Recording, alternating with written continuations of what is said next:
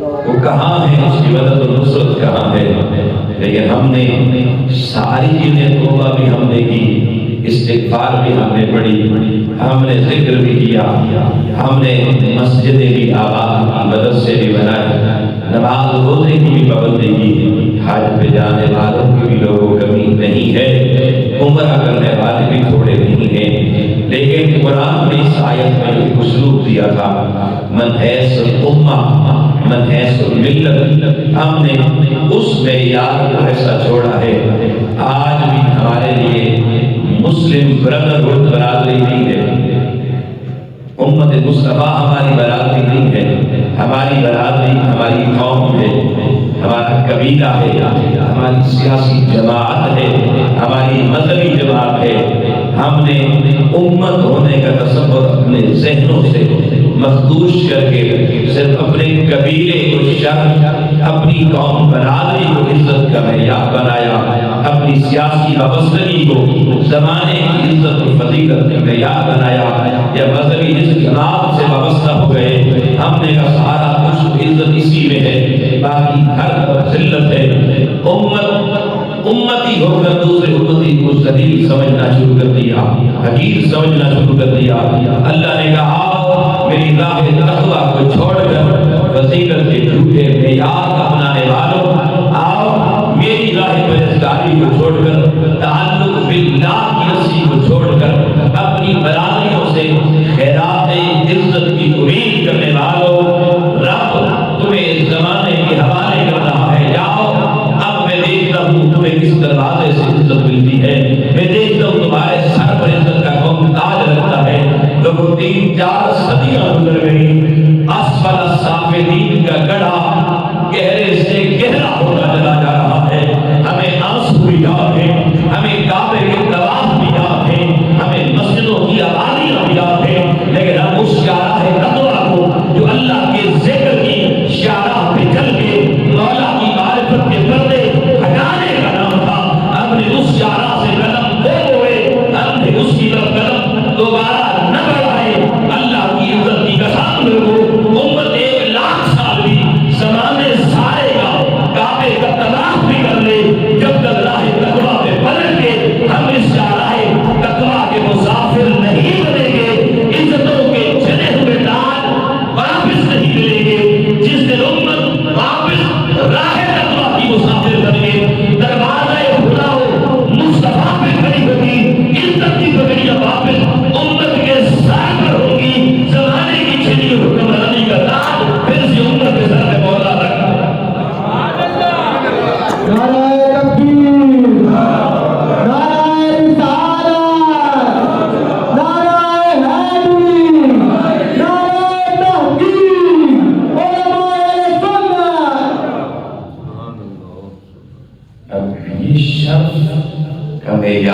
اللہ نے قرآن کریم میں راہ تقویٰ کو بنا کر پیش کیا۔ حضور نبی اکرم صلی اللہ علیہ وسلم نے خطبہ حجۃ الوداع سین حرم کعبہ میں دیا، اور آپ نے اس میں 2 لوگ لفظوں میں اعلان کیا، کسی عربی کو کسی عجمی پر، کسی عجمی کو کسی عربی پر، کسی گورے کو کسی کالے پر، کسی کالے کو کسی گورے پر، کوئی بدلی کوئی فوقیت حاصل نہیں ہے۔ رنگ، نسل، ذات، زبان، علاقہ اور برادری، اس کے سارے معیار حضور علیہ السلام اس خطبے میں پڑھی حدیث پاک میں اپنا دایاں پاؤں زمین سے اٹھایا، یہ لفظ بولے رنگ، نسل، ذات، برادری کے جتنے جھوٹے فضیلت کے معیار ہیں، میں محمد آج اپنے پاؤں کے نیچے روند رہا ہوں۔ آپ نے زمین پر جو اپنا پاؤں رگڑا اور کلمہ پڑھنے والوں کو بتا دیا، یہ آیت اس کے بعد پڑھ کے ان اکرمکم عند اللہ اتقاکم، قیامت تک عزت صرف اس کو ملے گی جو راہ تقویٰ کا مسافر ہے۔ یہ ایک معیار، یہ پرنسپل قرآن کریم نے سیٹ کر دیا۔ اب امت یا انسانیت اس شر سے محروم کیسے ہوئی؟ میں تھوڑا آپ کو حوالہ بتانا چاہتا ہوں۔ امت کے اوپر جب زوال و زوال کی یہ سائے سلطنت مغلیہ کے اندر شروع ہوئی۔ مغل اعظم مغل اکبر جب انہوں نے ذات برادری کی تقسیم کر کے اور ایمن اسلام کو کلمے کو پس سے کچھ ڈال کر اپنی مرضی کا دین اکبری لکھوایا، اور اس وقت کا مولوی درباری بن کر اس نے اسلام کے اوپر وہ ضرب کاری لگائی ملا فیضی کے نام سے، جس نے دین اکبری لکھا۔ اور پھر مولوی حکمران کے ساتھ کھڑے ہو جائیں تو حکمران سمجھتا ہے اب میرا قبلہ تو درست ہو گیا کہ مولوی میرا کلمہ پڑھ رہے ہیں، تو اس وقت پھر جہانگیر بادشاہ نے، آپ جانتے ہیں، ایک آواز دنیا کے خانقاہوں کے نہاخانوں سے اس وقت اس میں اللہ تعالیٰ اٹھ رہی تھی، اور وہ آواز میرے شیخ مجدد رسالی رحمۃ اللہ علیہ کی آواز تھی۔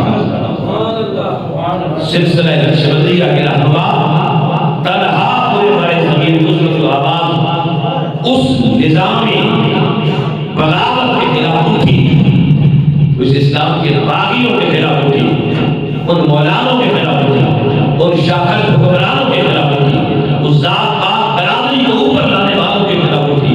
لوگوں اس سلسلہ نقشبندیہ کے رہنما شیخ مجدد کی افسانے سے اٹھی، اور آپ نے کہا اے وقت کے حکمرانوں، تم یہ چاہتے ہو تم اپنی عزت و وقار ہم سے لے کر ہماری گردنیں اپنے آسانوں پہ جھکا لو گے؟ سنو، یہ تمہاری بھول ہے۔ مجدد کی گردن جس مولا کے دربار میں جھکی ہے، یہ ایسے جھکی ہے زمانے کی ساری دولتیں نہ اس نقشبند کے شاہجہاں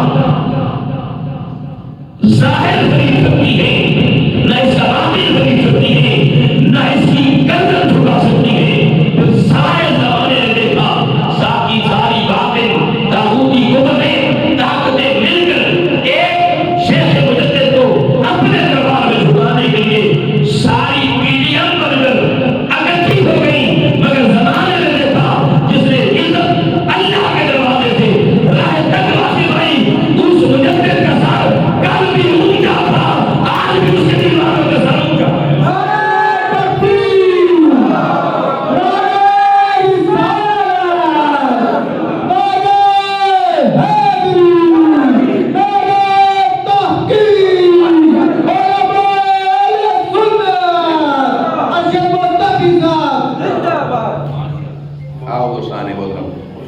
اب تھوڑا تاریخ کے جھلکوں کو دیکھنا۔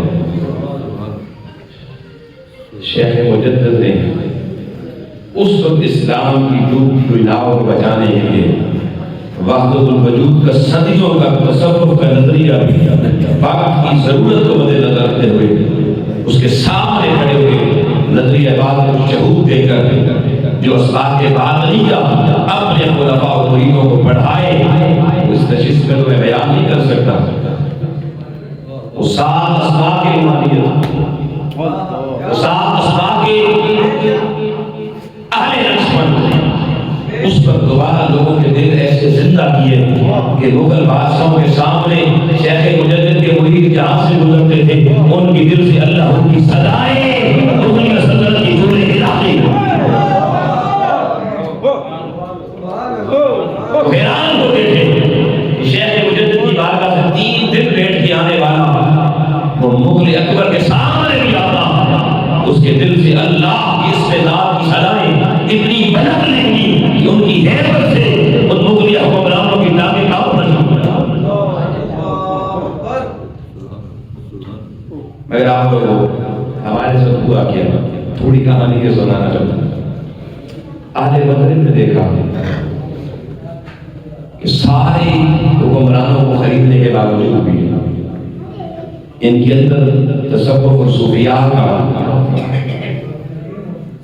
یہ سلسلہ اس کے سامنے بند باندھنا ناممکن ہے۔ اب توجہ کچھ میرے کلمات میں رکھیں گے۔ انہوں نے سائنس کے نام سے ایک سائنسدان اٹھایا، بایولوجیکل سائنٹسٹ، جس کو دنیا ڈارون کے نام سے جانتی ہے۔ آج بھی ہماری میٹرک ایف کی کتابوں میں ڈارون پڑھایا جاتا ہے.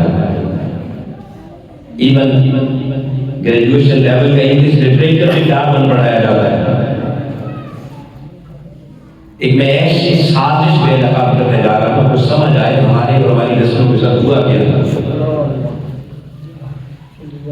ڈارون نے ایک لیبارٹری بنائی تھا، وہ فلسفی لیکن بن بیٹھا سائنسدان، اور 15-20 سال مظاہر لیبارٹری کا سہارا لینے کے بعد اس نے دنیا کو ایک نظریہ دیا جس کو ڈارون کی ایوولوشن تھیوری ہے، نظریہ ارتقاء.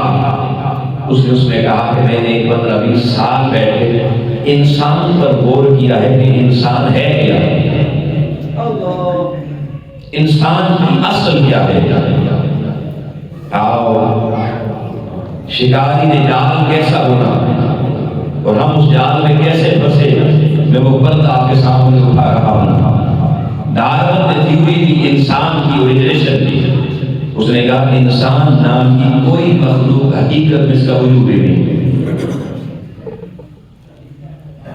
انسان کی انسانیت کے وجود سے انکار کیا، اور اس نے کہا کہ میں نے تحقیق کی ہے کہ انسان در حقیقت میں اصل میں بندر تھا.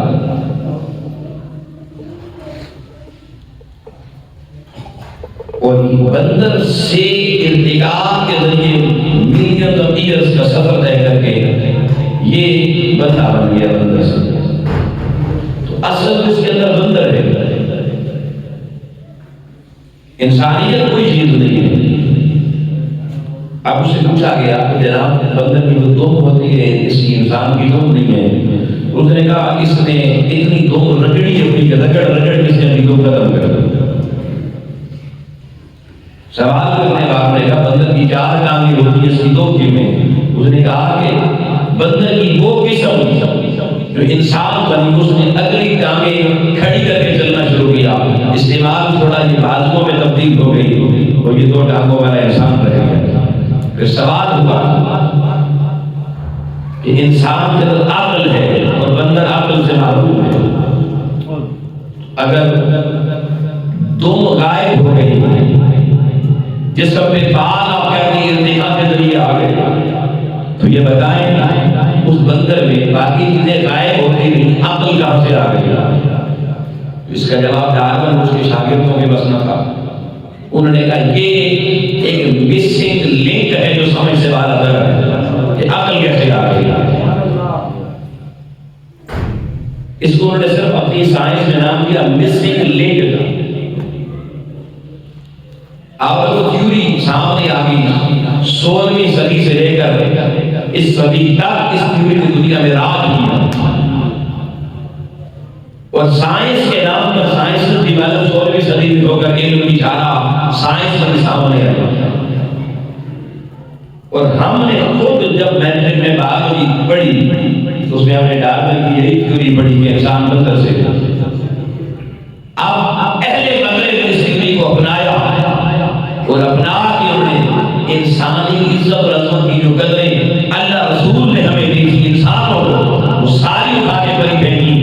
نام کے دھڑک ہو کے شرم حیا کے سارے دانے اتار کر انہوں نے کہا جب ہے ہی بندر تو بندر نے حیا کو ناچنا گانا اچھلنا کودنا، اور انسانوں میں وہ جو بندر نما زندگی ہے اس حد تک آگے گئی. انہوں نے کہا انسانوں کے ساتھ رہنا چھوڑو، بندروں کے ساتھ رہنا شروع کرو. جب بندر انسان سے خود خوفزدہ ہو کے بھاگ گئے، انہوں نے کہا چلو بندروں جیسی اور مخلوقات ہیں ان کو قریب کرو. مغرب سے تصور اٹھا انسان نے رہو اللہ رسول سے پیار کرنے کے بجائے کتے اور بلی سے پیار کرنا شروع کیا. انہوں نے اپنے رب کو پہچاننے کے بجائے ریگارڈ ضرور کیا بلی اور کتے کا. ان کے بستروں کی زینت کتے اور بلیاں بننے شروع ہو گئے. انہوں نے انسان پالنے کی بجائے کتے اور بلیاں پالنا شروع کر دیے. آج مغرب کے ہر سائنس پڑھنے والا طالب جو مڈل کا اسٹوڈنٹ ہوتا ہے اسے باقاعدہ ٹیچنگ دیتی ہے بلی پیٹ اینیمل پالنا، کتا گھر میں پالنا، کتے کو ساتھ سلانا، کتے کو ساتھ کھلانا. اب آپ جب کتے اور بلیوں کے اندر ہو گئے تو ان کے اندر مجھے بتاؤ صفات انسانی رہنا تھی، یہ کتے اور بلیوں کی صفتیں کہ علم کے نام پہ وہ ادارے میرے آپ کے ملک میں بنے اور ان میں پڑھنے والے آئیے آج بھی جس کو آپ اپر لیول سوسائٹی کہتے ہیں، اسلام آباد کے سیکٹر میں رہتی ہو یا کسی پوسٹ کے لیے کی آبادی ہو، یہ جیل میں ہو یا بحریہ میں ہو، آپ جائیں اثر سے مغرب تک ان کے پارکوں میں، ان کے گھروں کے باہر، آپ ان کے بچے جو او لیول اور اے لیول کر رہے ہیں وہ شام اثر سے مغرب تک آپ کو انسانوں کے بچی کی کمپنی میں نہیں ملیں گے، وہ آپ کو کتے اور بلیوں کے ساتھ ملیں گے۔ ڈارون نے تھیوری دی، انسان نے اس کو اپنایا اور وہ کتا جس کے بارے میں اللہ کے رسول نے فرمایا تھا، جبریل مسلم شریف کی حدیث ہے، میرے سے تو نے وعدہ کیا تھا کل کہ میں واپس پلٹ کے آج ہی آؤں گا، میں محمد انتظار کر رہا، جبریل کو کیوں نہیں آیا؟ تو جبریل نے کہا حضور میں وعدہ کر کے کبھی وعدہ خلافی نہیں کرتا، آقا نے فرمایا میں نے ساری رات بھی تیرا انتظار کیا تو نہیں آیا، وعدہ کر کے کیوں نہیں آیا؟ اس نے کہا سنیا میں آپ کے دروازے کے باہر کھڑا تھا تو اندر کیوں نہیں آیا؟ فرمایا کتے کا پلہ، کتے کا بچہ آپ کے پلنگ کے نیچے گھس آیا تھا، جب تک ہو رہا جہاں اس نسل کی کوئی شے ہو وہاں نہیں جا سکتے، جبریل نہیں جا سکتا، باقی ملائکہ کیسے جائیں گے؟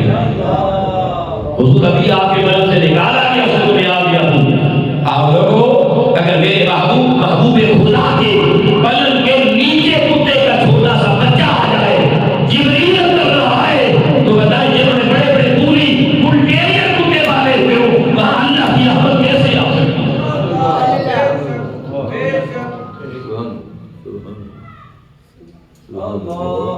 ہمیں انسان کو اٹھا کے ہمارا نظر کتے اور بلی کے باپ برابر چلا گیا، اور پھر یہ شکاری قسم کے درندے ہیں، بلی بھی شکار کرتی ہے چوہے کا، کتا بھی شکاری ہے، اور انسان جب کتے بلیوں کی صفات بنایا تو انسان انسانوں کا شکاری بنا گیا۔